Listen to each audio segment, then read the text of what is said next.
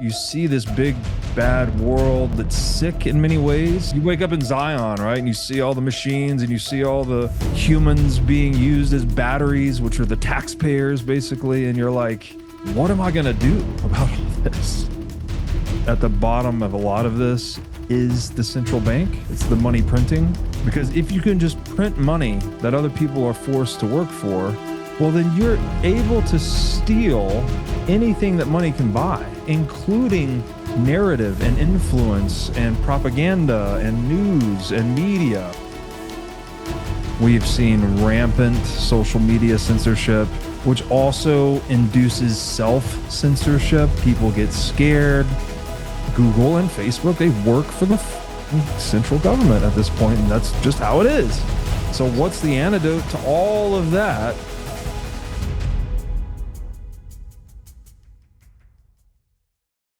In Bitcoin, we often dream about the idea of forming citadels, which are independent, self-sovereign communities that have their own energy, food, and water resources. Today, that dream is becoming a reality at the farm at Okefenokee. The farm is a 705-acre regenerative agriculture community located at the Florida-Georgia line near Folkston, Georgia. The farm is known as the healthiest place on earth, and it includes orchards, organic standing gardens, regenerative animal pastures, berry fields, and much, much more. Today, the farm features 25 custom-built cabins and has plans to construct 225 more in the years ahead. The farm has its own food, energy, and water sources and is completely off-grid. So if you're looking to join a Citadel community comprised of sovereign individuals, then go to okefarm.com today to learn more about membership. Make sure to tell them that I sent you for a $21,000 discount on custom cabin pricing. Again, that's okefarm.com to learn more about joining this revolutionary regenerative agriculture community. Hey, Rob, love. It's so good to have you on the show, man. Thank you so much for your time. I really appreciate it. Thank you for having me. Glad to be here. Yeah, it's awesome, man. I want to congratulate you on your podcast. I've been listening to it for a bunch now. It always is a mind spin when I hear someone's voice so often and watch them on a podcast, and then kind of get to meet them, albeit virtually. So yeah, it's awesome. It's such a good moment. So I appreciate you, Ben. Yeah, I appreciate you saying that. It has been a trip for me too, that I have all of these, I call them long distance friends, people that know me a lot better than I know them because they've listened to the show. And so they know, I don't know how I think, I guess, and they meet me and they know all these things about me. And I'm like, oh, nice to meet you. But so, yeah, it's cool. It's just such a wild thing, but like with the internet these days, I never would have imagined in my lifetime that would be almost a I guess it could be a social engineering to a degree, but you definitely develop a relationship of sorts with someone or a connection with someone. And things about you, which, like I said, you don't know me from Peter and Paul, right? But I know kind of like your character, and I know about your life and lifestyle. I appreciate some of your values and some of your viewpoints and things like that. And then that connection with me resonates on certain levels, or we have a connection in terms of things that resonate with me on a core value level. So I get like, it's like a like-mindedness of, like you said, like a long distance friend, Yeah, exactly. I actually just returned home yesterday from leading our first men's retreat in Mexico. And so a lot of the guys that we had 16 people total, I think. And so all the guys really came to the retreat through the podcast. So they're all fans of the show.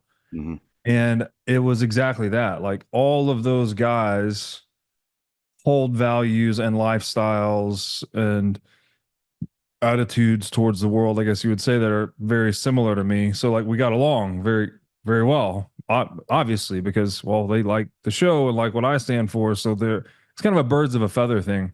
It is, yeah. Sure. But I didn't realize how strong that is, because prior to doing that retreat, I'd only met people at conferences and events sort of in passing. I don't spend a lot of time with them and really get to know them. Mm. But these guys, we did some hardcore shit together. Really got to know each other, so it was cool. Yeah, that's awesome. I think that it's almost like a part of human connection is to want to be connected to others and to want to be seen in a similar light, or things Mhm. like that. So it's that whole sort of your vibe attracts your tribe type of thing, Yes. where like I'd imagine the energy in that retreat would have been phenomenal because Oh, everyone's kind yeah. of already vibing at the same level. Yes. It was amazing. And that to cap it off, I'm a bit of a lone wolf type guy. Like I'm introverted and I just always kind of have gone my own path. All these guys were similar, right? They're all kind of lone wolf types. They run their own. Most of them weren't in the corporate world. Most of them run their own businesses. They're entrepreneurial. They're independent thinkers. They're disagreeable. And so not guys that you would typically get in one unified whole, but Yeah. because we were all that way, it just sort of gelled. Mm. And it worked out beyond my wildest dreams of how good it was. I was kind of a little nervous about it because, like, what do I know about leading a retreat? And you're kind of doubting yourself, like, what do I really have to offer these guys? And I'm 38. We had age ranges from 22 to 72. Yep. And so, Wow. especially for the guys that are older than me, I'm like, what do I have to offer these guys? But it just, man, it flowed so well. And we got very fortunate with the retreat center that we booked. They just do an excellent job programming. They sequence it properly. So, like, you're going through some adversity together, then you're like doing some scientific exploration about how the nervous system works, and you're doing some spiritual practices. And it was Mm. so good, man. So good. I'm so happy for you, man. I think that's an incredible thing. Can I ask you, like, for people that don't know you, that watch my show, like, you've got a podcast that's called What Is Money? If from an outside perspective, everyone would say you're a money guy, you're a Bitcoin promoter as such, or this is something that you are heavily interested in, at least. So why then run a men's retreat? Like, what's the parallel between what you do for a living, so to speak, and then a men's retreat? It seems like they're almost like polar opposite. Yeah, no, it's a great question. So I started the podcast November 2020, and that was really a big moment for me to kind of break out of my shell as an introvert. I had done some writing previously. I'd been going down the Bitcoin rabbit hole since like 2016, and I really just started reading a lot about Bitcoin, then tweeting about Bitcoin, then writing some essays about it. Then I was invited on people's podcasts to talk about the things I had written. Some of those episodes became popular. And then eventually I just decided I should jump on this podcast bandwagon. And that has been great. That journey's been phenomenal. Like, I've learned a lot. I've talked with some of the smartest people in the world. It's given me a lot of cognitive liberty, right? Like, I can just kind of read whatever I want, go whatever direction I want. And then when I'm interested in a particular branch of a particular rabbit hole, which more or less all connects to the Bitcoin rabbit hole somehow, Mhm. I can, have the author come on the show or have someone else that's an expert in his work or that domain. And so it's given me this like ability to just let my curiosity run wild. And it's been tremendous. But you get to this point with the philosophizing, right? Like, it's I look I love thinking and talking and dialoguing. Like, I do this for a living, so I'm not trying to downplay it or disrespect it at all. But you do hit this wall or threshold where it's like, okay, enough talk. Mhm. It's like Bitcoin is this instrument that gives you tremendous economic freedom. It also gives you tremendous agency, autonomy, cognitive freedom, whatever you want to call it. The metaphor we often invoke is it's like the unplug moment from the Matrix. Because once you realize that the money is a scam and you start to see how everything else connected to the money is a scam, and your whole worldview, it just like dissolves or shatters, and then you are in this new space, kind of like picking up the pieces, reconstructing yourself and your identity, your trajectory in life. And so at some point in the Bitcoin philosophizing journey, and I guess a lot of this would be attributable to studying people like Mises, who wrote the book Human Action, right? He invented the term praxeology, which is the study of human action. It is the essence of true economics, and you realize this this epiphany moment, I guess, that words are limited. Words they're useful. It's an extremely useful tool. Obviously, we're using it all the time when we're speaking, when we're thinking, when we're writing. However, they're not what defines you. It's ultimately your actions that define you. And so when you gain this great economic, personal, cognitive liberty through Bitcoin, you do this for enough years, you eventually reach this point where you're like, okay, but what am I going to do with all of this? It's like now I'm free, right?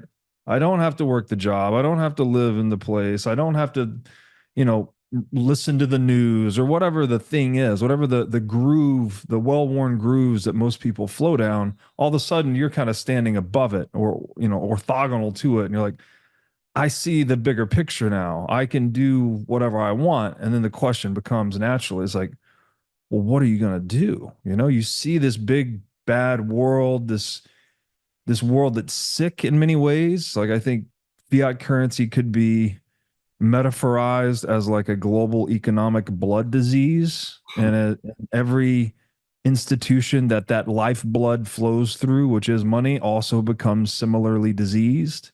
And so you like wake up in this, what is the reality called when they wake up from the Matrix? Zion, is that what they call it? I Something guess like you that. wake up Yeah. in Zion, right? And you see all the machines and you see all the humans being used as batteries, which are the taxpayers basically, and you're like, what am I going to do about all this? Mm. And so this is like where I'm at on the Bitcoin journey, and the mantra or the battle cry that we're currently trumpeting is, the acronym for Bitcoin is BTC.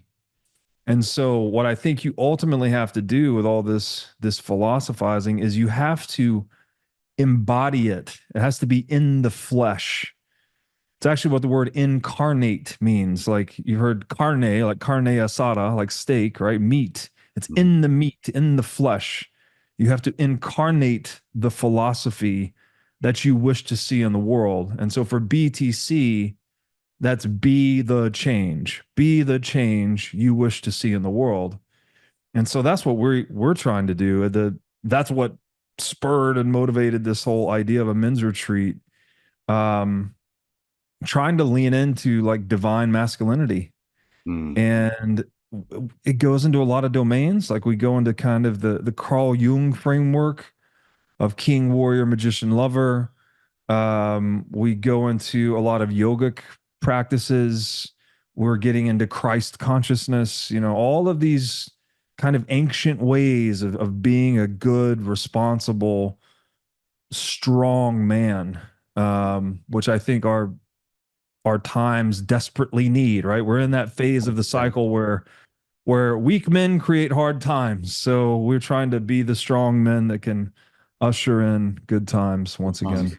Yeah, I love that. I think like everything that you spoke to is really being congruent with the things that you say and embodying how the things you think and the things you do, and Yes. aligning all of that with how you conduct yourself through life.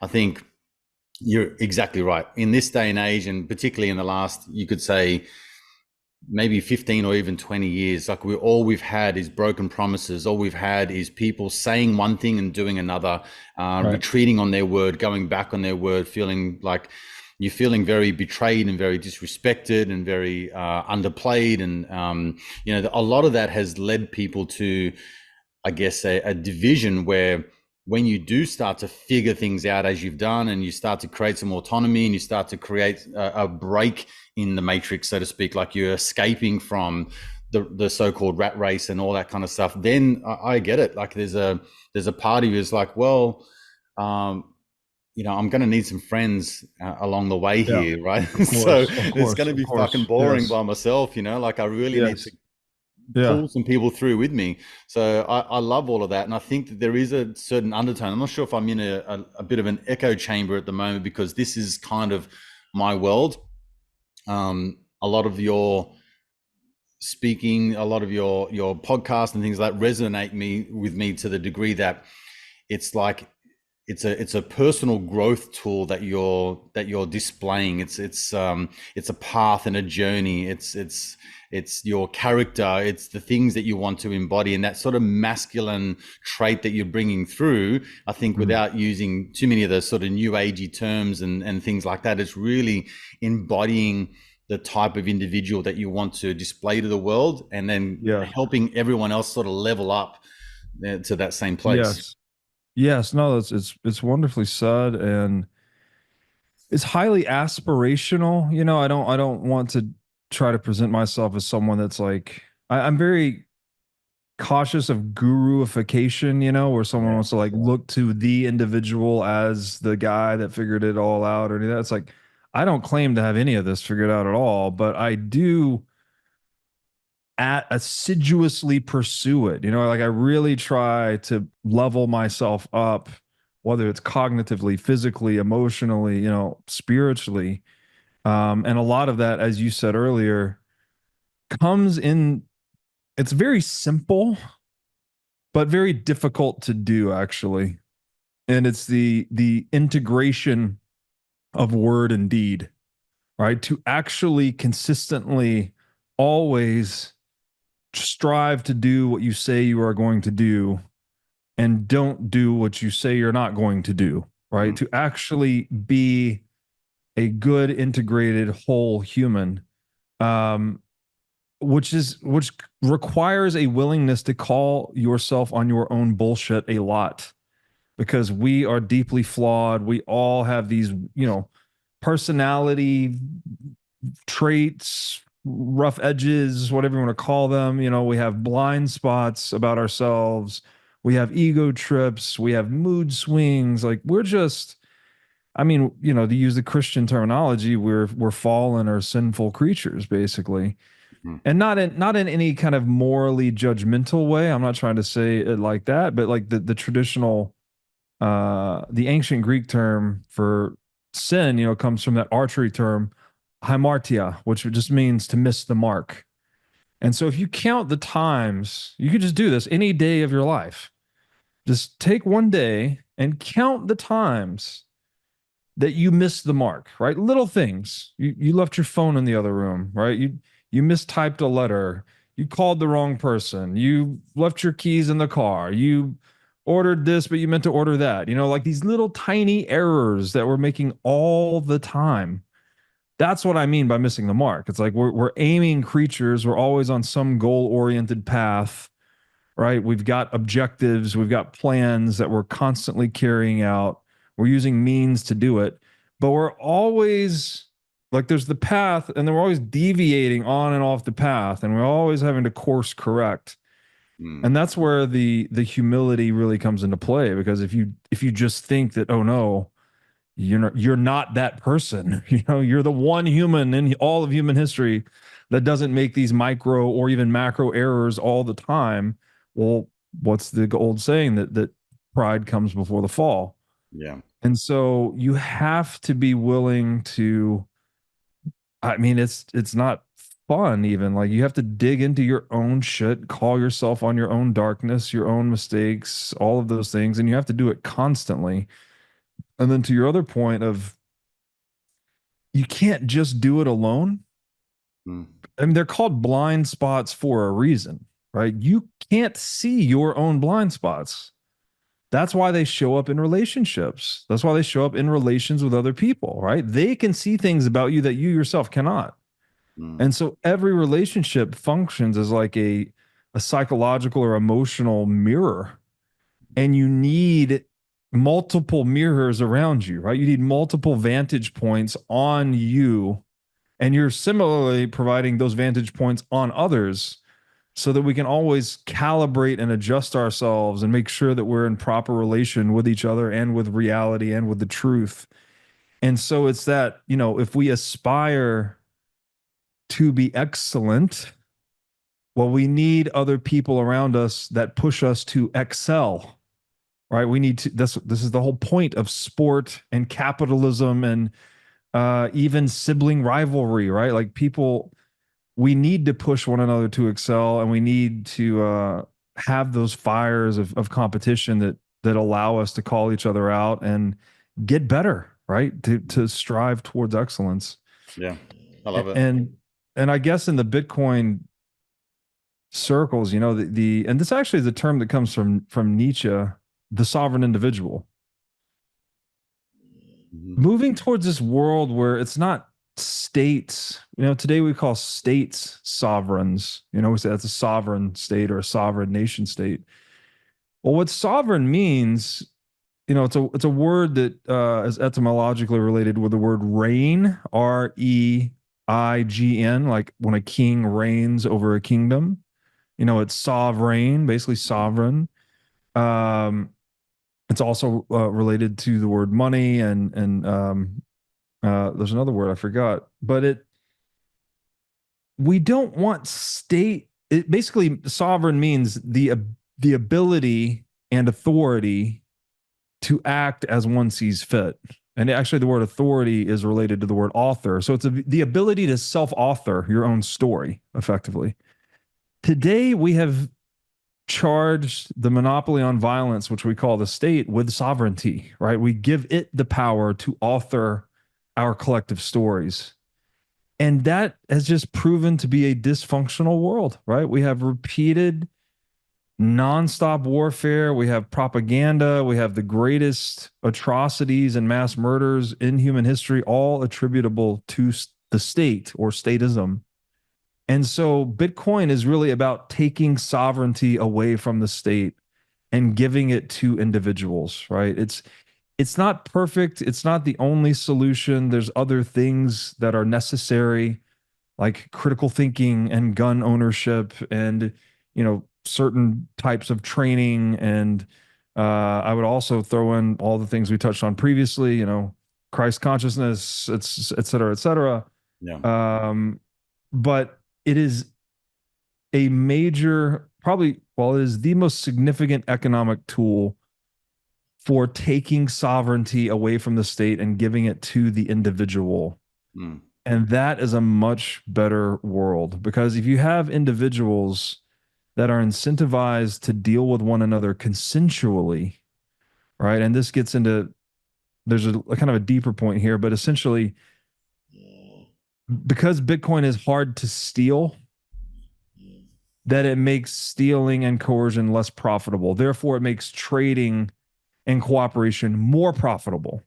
So on balance, we would expect that a world running on Bitcoin would have less statism and other forms of organized crime and more interdependent, interconnected trading relationships, entrepreneurship, etc.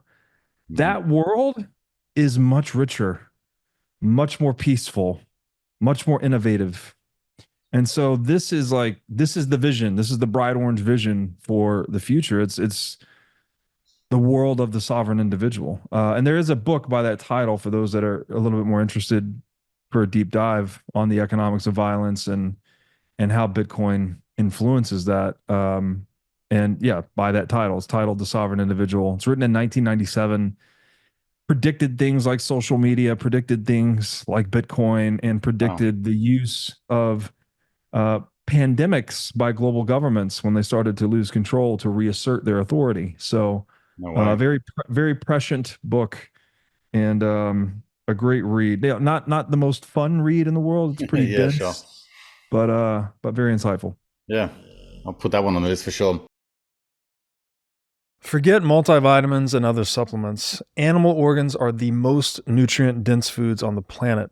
You can get 100 times more nutrients from organs than you can from muscle meats. But the problem with eating organs is that they are difficult to find in stores, they are difficult to prepare, and even when they are prepared well, they often don't taste great. Thankfully, Heart and Soil Supplements has made consuming organ meats so much easier by providing powderized organs in capsule form. Organ meats include everything your body needs to thrive: vitamins, minerals, peptides, proteins, and growth factors. This is why organ meats were the most prized foods for our ancestors. Fortunately for us, Heart and Soil makes these treasured foods easily accessible. So go to heartandsoil.co today and use discount code BREEDLOVE to get started on your journey to optimal health and vitality. Again, that's heartandsoil.co, discount code BREEDLOVE. Have you ever wanted to start a business in the Bitcoin space? If so, then the Wolf Startup Accelerator could be for you. Wolf is the first startup accelerator dedicated exclusively to businesses developing in the Bitcoin Lightning Network. 4 times each year, Wolf brings teams from around the world to New York City to work with like-minded entrepreneurs, pushing the boundaries of what's possible with Bitcoin and Lightning. The program is designed to help early-stage companies achieve product-market fit, develop their brand, secure early-stage funding, and grow businesses that fuel the global adoption of Bitcoin. Go to wolfnyc.com to learn more or apply today. Again, that's Wolf, WOLF, NYC.com. When you talk about people becoming sovereign and you talk about the use of, say, for example, Bitcoin as a conduit to move to that state, and when you talk about man becoming the author of his own story, I'm curious to know that when you have each individual seeking their own truth, and I guess, some of the things that I wrestle with in my mind is like, what is reality and what is the truth? What is my truth, and am I skewed to the degree that maybe I'm convincing myself that my way is the right way? So you're always doing, like you said before, that self-check-in. You're calling yourself out on your bullshit. You've got friends that can help you level up to the degree to say, look, I think you are or not on the right track. But when you have a collective of people doing the same thing, do you think that initially would breed chaos, or do you think that it would naturally find an order or a level of harmony that would be almost like counterintuitive to the fact that, or to the notion that everyone's just following their own truth or their own what their version of the truth is? You know what I mean? Yeah, this gets I can tell you're a philosophical guy because you're getting right into this. It gets semantic very quickly, right? Like when you're really trying to figure things out, almost every deep conversation, I think, boils down to a conversation about language, right? And we're trying to establish these points of agreement, right? When you invoke the word understand, do I understand what you mean by that, right? Like, are we lining up on the actual definitions of words? Do we have consensus on them? And a lot of argument in society is about that, right? It's trying to get consensus on specific and precise terminology. And so this one, I actually have a bit of a bone to pick, I think, because this, and I don't mean to, I'm not criticizing you, but I would just like push back on the use of the phrase my truth, your truth, their truth, our truth. I think that's kind of bullshit, honestly. Like, I don't think you can own the truth, right? There's a possessive intonation in that phrase, right? You're literally like, well, my bottle, right? The bottle that I own. There is no truth that I own. There's nothing. The truth. Musashi has this great phrase. What he says, something like, "The truth is what it is, and you must bend to its will or live a lie." Right? There's no owning it. There's no like my truth and your truth, and let's connect our truths and see what truth we find. Like, I mean, I get the sentiment, like you're trying to be authentic to yourself. What do you really want? What are your true desires or your true intentions? Like, I'm not trying to just like throw it out, but I want to be careful when we talk about the singular capital T cosmic truth, right? The state of reality that is, regardless of any perspective taken on it. Um, that is, there are certain things that are just inarguable. I'll go to Mises again, right? The axiom of human action: man must act. I think this might be the only linguistic construct that is utterly indisputable and irrefutable.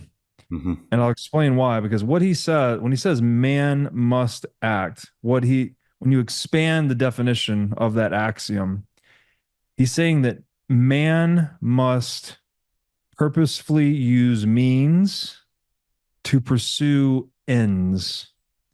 So again, we are these goal oriented actors, right? Action takers, if you will. We are constantly assessing the world for means to accomplish our goals, or to bring us closer to our goals. And it's something you can't not do, actually.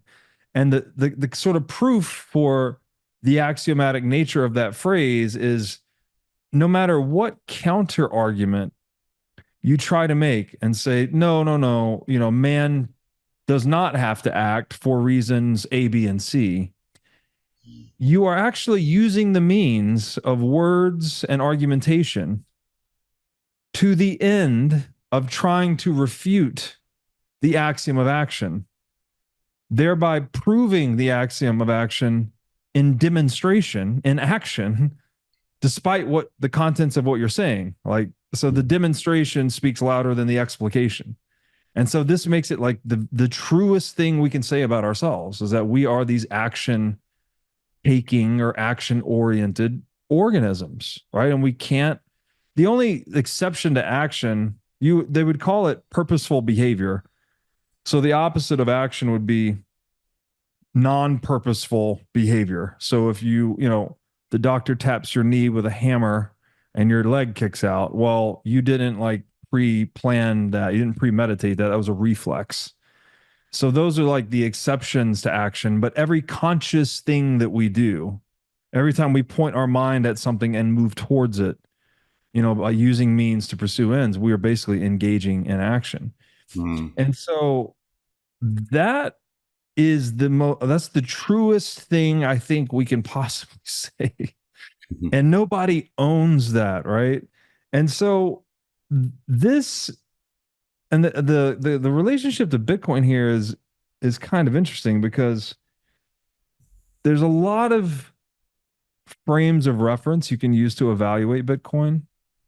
A lot of this comes out in the metaphors we use to describe it. You often hear things like Bitcoin is the internet of money, or you might hear things like Bitcoin is digital gold. Um, but ultimately, I think we're like, there's the old vignette of the six blind guys touching the elephant, but each guy is touching a different part of the elephant, so they're describing it differently, even though they're all touching the same animal, right? One guy's touching the trunk, and one guy's touching the leg, and one guy's touching the tail. I think we're kind of doing that with Bitcoin with language. Like, you can describe it with a lot of different metaphors, but it's this entirely new animal, basically. Mm. And in the same way that the axiom of action is incontrovertible, meaning there's nothing you can say about it to make it go away or to make it not be true, right? It's almost like it's the point where language ends, if that makes sense, right? Mhm. And we know we have this in our common adages: actions speak louder than words. Right? We know it. We know actions are more defined. We said it earlier, right? They define who you are. I can sit here and tell you about myself all day. Oh, I like this, I like this, I like that. And maybe you'd listen to me, maybe you'd believe me, but you're going to believe more what I go and do, right? The patterns you see me engaging in, how you see me actually acting and carrying myself in the world. That's ultimately what any of us will believe about one another. It's the highest signal indication of who we really are. Mm. And with Bitcoin, just like the axiom of action is this incontrovertible, inarguable, irrefutable language construct. Like, I think it's maybe the one thing that there's other, Ayn Rand has other axioms. She has like existence exists and consciousness is conscious, these other things. But even those I think are just linguistic, right? You're just saying like A equals A, basically. Mhm. But man must act is different, right? It's you're actually describing what we do and what we are. And Bitcoin has this interesting property that it's the only record keeping system. And again, this is just one blind guy touching the elephant here. I'm just going to give you one frame of reference of what Bitcoin is. It's the only record keeping system, which you could say is literally a record, a historical record of transactions. It's a ledger of transactions between Bitcoin users. And it's the only historical record that is unalterable. It cannot be amended or changed or censored or reversed or obfuscated. Like it's an unalterable historical record. So it is the most truthful thing human beings have ever created in terms of an actual technological product. And because it's unalterable, it's as incontrovertible or inarguable as the axiom of action itself, right? Like you can argue till you're blue in the face that Bitcoin was not sent from wallet A to wallet B. You can build all the graphs you want. You can print money and fund fake science and just propagandize and say everything you want about this Bitcoin transaction not being true. But at the end of the day, it's on that blockchain and it's permanently emblazoned in this energy. What's like they use the fly and amber as the metaphor. It's like the deeper it is in the chain, the harder it is to change. So that once it's a few confirmations back, it's basically permanent. Mhm. And so we have created this truth machine of sorts. And at the beginning of this, I said no one owns the truth. You shouldn't say like my truth, your truth is the paradox here is that, well, no one owns Bitcoin, but the individual that owns a specific set of Bitcoin, like no one owns the Bitcoin network. It's like almost a public utility. Mhm. But the Bitcoin that you do own is the most ownable thing in the world. Like it's the asset that is most difficult to separate from its owner in human history because it's pure information, basically. And so you have this weird, again, Bitcoin kind of breaking our language or breaking our conceptual structures. It's this global public utility that facilitates the transaction of perfect private property. And so it's this very truthful record keeping system that none of us can own. None of us can change that history or manipulate it, but it allows us to own something that no one can steal from us, Mm. which makes it such a game changer. So, anyways, I didn't mean to go off such a philosophical, That's all good. but when you Yeah. bring up topics like truth and Bitcoin, I mean, the rabbit hole runs deep. Yeah, I get it, and I really love that you're so thorough. And one of the things that appeals to me about you is like you've named your podcast, for example, "What is money?" instead of like how to make money, right? Or Yeah. Yeah. how to get rich off Bitcoin. You've said you can tell that your fascination with words and meaning and languaging is so important, and also breaking it down to the degree of which where you can still steer yourself towards, and we're going to use that word truth again, but a common Mhm. path. And so Yeah. I really appreciate that. I think some of the Thank you. challenges that I have, because this is a new path for me, because I can see your vision, and I can see that the goal in which you're aiming for, the target that you're trying to aim for, I can see it, and I can understand that there are many paths that you can get to, and that may be different from you or from me, but the common goal will be the same. And our structures and things like that at the moment, in terms of the way that we live life, or the way that life has been engineered to the degree that this is the system that we're in is largely broken. Hmm. So I guess the challenge that I have with a digital technology is that, much like what we've seen in the last couple of years, Robert, like the internet can be changed. I mean, there are things that are being omitted from the internet now on a daily basis, which you could go and search 2 months ago and then it's not Yeah. there anymore. 2 years ago, the information has been curated to the degree that we're Yeah. only seeing what they want us to see. And when I say they, like, that Yeah. whoever's pulling the strings is The kind of going, sensors.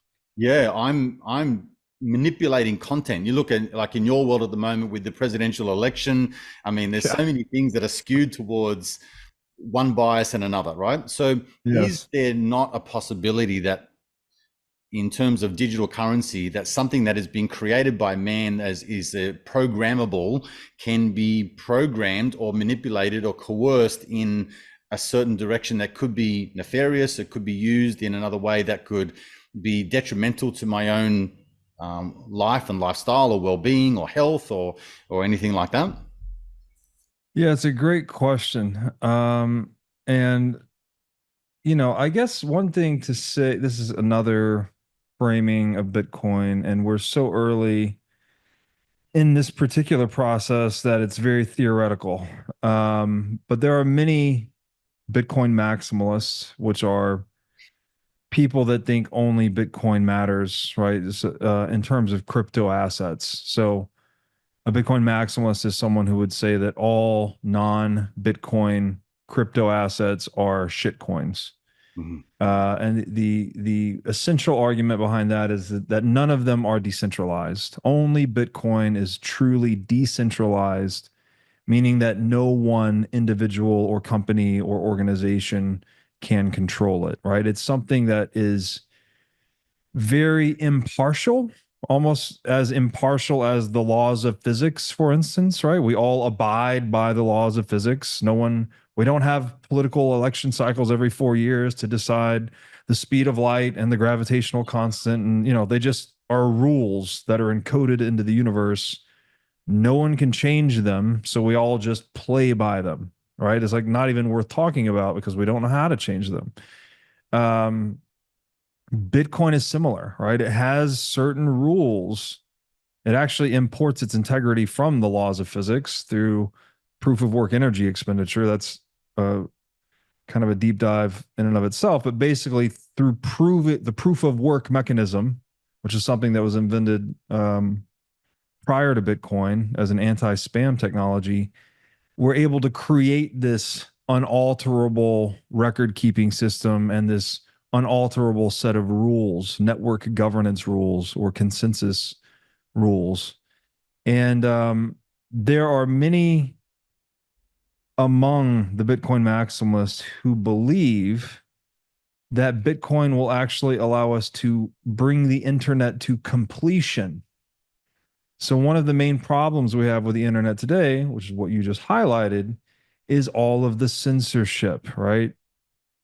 Things can appear online, they can be taken down, social media accounts, especially in a post pandemic world.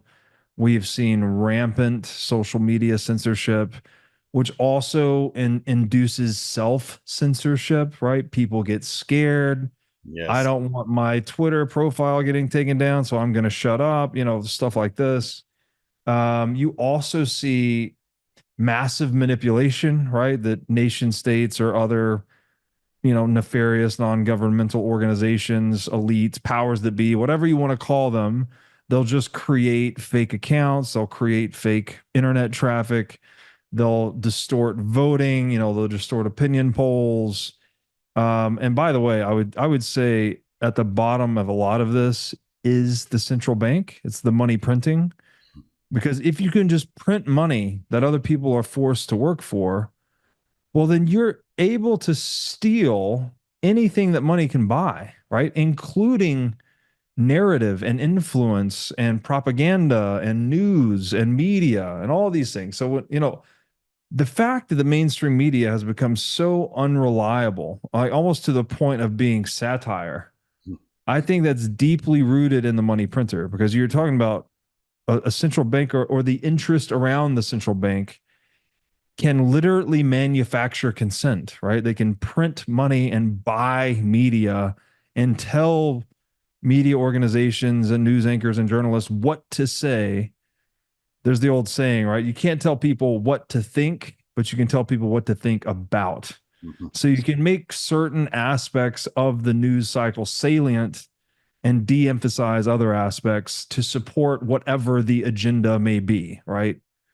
Again, the agenda, I don't mean to sound like there's this James Bond-esque room full of guys smoking cigars plotting the end of the world. It's not necessarily like that. I think the world is much more complex. There are centers of power all competing with one another, and they're constantly waging psychological operations against one another and against their populations. But the point I was trying to get to is that the printing of money exacerbates all of that, right? It really is probably the most powerful tool for social engineering known to man. And so what's happening right now, and again, we're in the middle of the storm. So, like, take it all with a grain of salt. I'm just one guy that's with opinions. I'm sure there's a million other aspects to this that I know nothing about, but it seems to me like we're living through the shift of a media paradigm. Right, that the technological landscape for communications technology has changed so quickly that the institutions that were accustomed to more or less, adequately socially engineering the world through the control of top-down media, broadcast media, basically. Mm-hmm. I always joke about this. When I was growing up, my mom, who was born in 1964, and God rest her soul, she passed away this year. She said when she was growing up, they had channels 3, 9, and 12, and if the president was on, you're fucked, basically, because he's like on every channel. Yeah. Okay, well, we don't live in that world anymore, right? The internet's the opposite of that world. We've gone from one to many media distribution model to many, right? There's all these channels. It's a torrent, right? It's an absolute information torrent on the internet, to the point where the challenge now is, how do you get signal from noise? How do you discern what's true or valuable or reliable from what's not? And so I think that technological landscape has shifted so quickly that we're now seeing the antiquated institutions that were accustomed to more traditional control mechanisms struggling and striving to catch up, right? They're trying to now get a hold of social media. And that's why you've seen censorship ramp up. That's why you've seen the pandemic be used as an excuse to create, what do they call the thing in the US, right? The Ministry of Truth or whatever, like very 1984 Orwellian nightmare bullshit. You couldn't even believe it 10 years ago. It's really, really hard to believe. Do you want to give your kids a foundation of freedom and understanding of Bitcoin and a healthy skepticism of government? Then you should try Tuttle Twins. It's a cartoon about a grandma with a time-traveling wheelchair who takes her grandkids on hilarious adventures to learn about economics and freedom. Think the education of Magic School Bus meets the comedy of The Simpsons. With Tuttle Twins, your kids can learn about Bitcoin from Satoshi Nakamoto, civil disobedience from Harriet Tubman, natural rights from John Locke, and how to destroy the economy from Karl Marx. Today, Hollywood greenlights a lot of woke content or mindless garbage. Each episode of Tuttle Twins is parent-funded, parent-vetted, and only released when it's parent-approved. Because Tuttle Twins is fan-funded, it was the world's first kids show to teach about Bitcoin. That episode alone has been seen over 40 million times and was tweeted about by Michael Saylor. You can watch episodes of Tuttle Twins for free right now. And if you like what you see, you can use code Breedlove for 10% off a subscription to the Angel Studios app and watch all of the episodes. So go to angel.com/Breedlove to discover Tuttle Twins today. And remember to use code Breedlove for 10% off. One of my highest health priorities is keeping my brain in top shape. To take care of my brain power, I do many things, such as striving to read, write, exercise, and meditate daily. One of the latest tools in my brain power toolkit is MindLab Pro. MindLab Pro is a nootropic supplement that is scientifically proven to enhance your brain power. When I take MindLab Pro, my mind feels like it has a better grip on the world, my thinking is more lucid, and the articulation of my speech is radically improved. MindLab Pro has been tested in rigorous, double-blind, placebo-controlled human trials and has been proven to enhance brain power for users in every age group. MindLab Pro is an advanced formulation of 11 nootropic ingredients and is backed by research from over 1,400 human trials conducted over the past 32 years. So if you're looking to enhance your brain power, MindLab Pro is an excellent solution. Go to mindlabpro.com/breedlove to start enhancing your brain power today. Again, that's mindlabpro.com/breedlove. To take this back to Bitcoin and the internet, there again, this cohort of Bitcoin maximalists that believe by facilitating internet communications through Bitcoin that you can actually gain or import the immutability and the unstoppability and the irreversibility of Bitcoin into communication protocols. So one of the amazing things about Bitcoin is that, well, first of all, it's these are the two things that make it like incorruptible or very solid. One is it's a fixed supply asset. So it has a total supply of 21 million that will never change.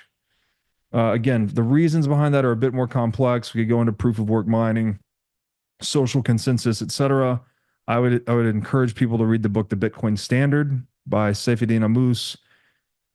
First 2/3 of the book are just an introduction to monetary history. Last third of the book explains why Bitcoin is such a profound innovation in terms of money. And then the second part of Bitcoin that makes it what I would call incorruptible. So one is an unchangeable money supply, and two is unstoppable and irreversible transactions. It cannot be censored, right? It's an uncensorable network, both in the present and in the past, right? You can't alter the historical record of transactions, nor can you stop current transactions. In those transactions, which are monetary, they have monetary value, right? You can write information into those transactions. So the theory is that we can re-architect the internet on Bitcoin and create an unstoppable freedom of speech network, like the internet 2.0, or a lot of people call it Web 5. That's what the current name is in Bitcoin, is this decentralized Bitcoin-based internet that no one can stop, including governments or anyone else. And so that would be the hopeful vision. I'm sorry that I didn't answer your question perfectly, which is like, how can we fully trust this thing? That's a very deep and nuanced question, but I hope I'm giving you kind of the broad strokes of what Bitcoin's much more than money, you might say. I mean, it depends how you define money, which is obviously one of my favorite things to do, is try to define it.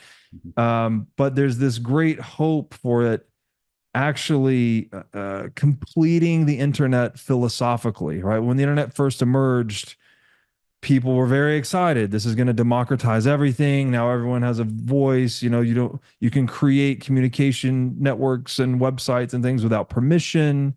It's a peer-to-peer free market dynamic.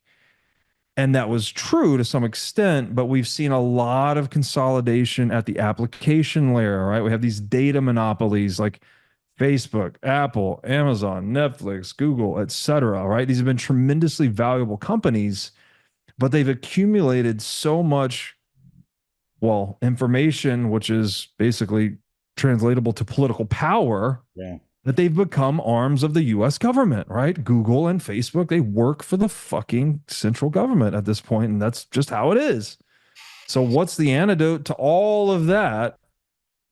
An actual internet that cannot be censored, corrupted, nor stopped by anyone, period, right? We get a communications layer that has the integrity and immutability of the laws of physics themselves. And so we're not there yet, but there is a lot of strong argument that we are headed that direction with Bitcoin. Yeah. I can definitely see that, and I think the sentiment here, like, would be similar. I think in the States as it is in Australia. There's this sort of community of free thinkers and people that want to kind of break away and have less government involvement and more autonomy and all those sorts of things. Are kind of Yeah. saying we need to keep cash. We need to Yes. stay away from CBDCs and all these sorts of things. However, I watched both speeches from Robert Kennedy Jr. and from Donald Trump at the Bitcoin conference. They were markedly different in terms of their types of their style and their content, but the tone was the same. Was that Yeah. there was a government applaud or in a in again embodiment of Bitcoin and digital currency, and so it seems like the writing is on the wall, and we need to embrace this new technology. And I think that the confusion does lie in, like, you when you don't know enough information, you tend Yeah. to respond in a way that is kind of like, I'm just going to opt out because I don't know enough, and it's that sort of Yes. buyer Yeah. beware type of thing. So Yes. I think we can go down many rabbit holes or many tangents in terms of energy and all those sorts of things, which may have an influence, or maybe governmental control, Mm. which could potentially put a spanner in the works. But what I like about you and about your philosophies and your teaching is, and I feel like there is an uprising of people that just want to have less government control and more Mhm. autonomy. And if we can collectively band together, utilizing something like Bitcoin to enable everyone to have that kind of, we're sort of leveling the playing field, so to speak. We're not having these Mhm. technocracies and these larger companies which own 80% of all the big business in the world, the Black Rocks and the Vanguards and the State Streets and all that kind of stuff. For too Yeah. long, we've kind of just been swallowed up into this, society of, like, there's a limitation on my success. All right, there's Yes. a ceiling, and I think what Yes. Bitcoin and digital currency offers, or cryptocurrency offers, is unlimited. It's a endless ceiling, that never stops, and that to me is fucking, like, so desirable, and something that I'm drawn towards in many ways. So, I get all of that side of things. Yeah, that's beautifully said. Yeah, the limitations of what Bitcoin, it's so interesting. It's like the limit is almost human ingenuity itself, because we're just maximizing human freedom with something like Bitcoin, right? You're just making it such that, well, and it's paradoxical again. It's paradoxical. There's this extreme form of self-constraint that's sort of engineered into Bitcoin, right? That it's a very strong form of private property. So it makes stealing an unprofitable activity, right? It's just not worth your time. You can't, and you can think about this at any level, right? If you custody Bitcoin properly, you can't physically take it from someone, because say they've stored it in what's called a multi-key solution. So they've chopped the information into multiple pieces and distributed it geographically. So the password, which is the private key, is now chopped into 5 pieces and it's in 5 different cities. And you could even, torture this guy and you're not going to get his Bitcoin. You could also think about this at the geopolitical scale, right? If at some point a nation state is holding reserves in Bitcoin, they get invaded by another country. Well, that country just spent a lot of money invading them, but it didn't get anything at the end, right? There was no profit. You're taking the profit motive out of war, out of violence, out of coercion, and you're putting more of a profit motive into entrepreneurship. And so the implications of that on how humans socially organize themselves are simply mind blowing, right? We don't really know how big of a deal this thing is. And, I wrote an essay years ago titled The Number Zero and Bitcoin. And I was looking for a good answer to the question, what makes Bitcoin different than all these shit coins? Like, what was a historical example of something that emerged that was such a good idea that it just outcompeted every other idea in the world and became globally dominant? Mhm. And the track that I stumbled upon was the discovery of the number zero, actually. Um, I won't, it's a 40-minute essay, so I won't go into all the details, but basically, The number zero came out of the East, right? It's not something we had in Roman numerals. It was resisted actually ideologically. It was even made illegal at one point. Wow. But because the number zero was called the Hindu Arabic numeral system that had the number zero in it. And by incorporating a zero, you could make calculations basically faster, less prone to error, and in less space, less page space, right? So you could do the same calculations much more economically. Well, guess what? The merchants that adopted a Hindu Arabic numeral system outcompeted those that did not. And what happened? The idea spread across the world, right? It couldn't be stopped, right? Even the Roman Empire was trying to go against it. All these things, the medieval church didn't like it because it contradicted their worldview that they were sharing with people, that there was no void, there was no infinity, but zero implied infinity. And anyways, it's all in the essay. But because the idea was so useful for individuals conducting business, that it could not be stopped and it took over the world. And we all take for granted today the number zero. And the number zero also enabled the invention of calculus. And calculus is integral to there are no exceptions to this. There's not a single form of modern science that does not depend on calculus. And you cannot have calculus without a zero-based numeral system. So we literally went from the dark ages basically to where we are today because of this unstoppable idea, just this little idea that's very useful for individuals, very economical for individuals, merchants initially, and then eventually everyone. Mm-hmm. I think Bitcoin is something similar, right? It just serves the interest of the individual. It maximally protects your purchasing power from being plundered by anyone else. One of the ways I have tried to frame this on Twitter is that the Bitcoin network is the perpetual projection of physical power to protect your purchasing power from plundering by political power.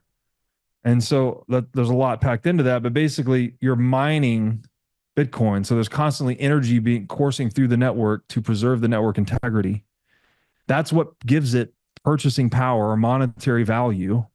And that's what makes it hard to steal, because it's like digital, to use the sailor metaphor, it's digital energy or it's digital power, right? It's power made into a digital form.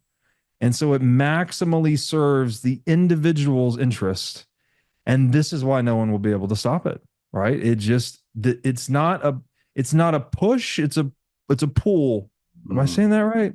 Yeah. It's not being forced on anyone, but it's so useful to everyone that everyone wants it. So they're going to give me some of that, right? Especially the more governments are printing money, the more they're stealing purchasing power from savers through inflation, the more people are going to pull Bitcoin, the more they're going to want it.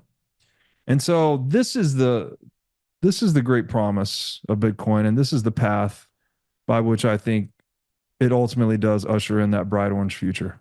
I love it. Robert, we could go on forever. I really appreciate your time, man. You're such a great guy. Where can people go to find out more about you, learn about your podcasts, your philosophies, your teachings, Bitcoin naturally, and even your men's retreats and all those sorts of things?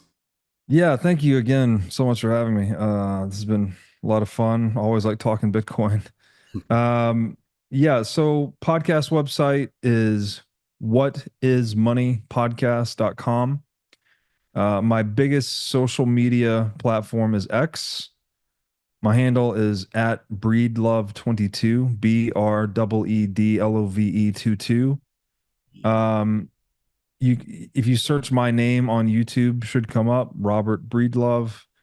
And then I'm also on Instagram. If you're in, that's where we do more of the lifestyle, men's retreat, working out, that kind of stuff.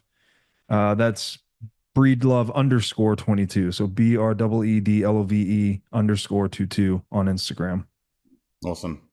Mate, thanks again. I really appreciate you. I definitely would encourage anyone listening to this to go and follow you on all your platforms and have a listen to your podcast at least. I think it's a wealth of information, but I think what I love about your style is that you are very humble and you're kind of just showing your journey for what it is. And I know you said at the outset of this that you're more of an introvert, but I think you maybe teeter on both sides. I think there's a certain Yeah, part you're of you right. that's You're an right. extrovert, and then you need some time to like replenish and recover and go solo for a little bit. So Yeah. again, we've got some synergies going on there. So anyway, I appreciate you, man. You're a great guy once again. I hope we can circle back one time in the future and go a little bit deeper down this rabbit hole. It's been an amazing Yeah. chat. I'd love to do that, and you're absolutely correct. The term heard used is ambivert because they scored on a gradient, and I'm like usually barely an introvert, and it does feel that way. Yeah, I can be long-winded, but I like a lot of solitude. Yeah, yeah. I hear Yeah. you. All right, man. Until we meet again, I'll talk to you soon. All right, man. Thank you so much. Take care. Thanks for watching. If you enjoyed this episode, click here to find more just like it, and here to find our most recent episode. Also, make sure to like this video to help shine light on the corruption of money, and be sure to subscribe to this channel to stay connected.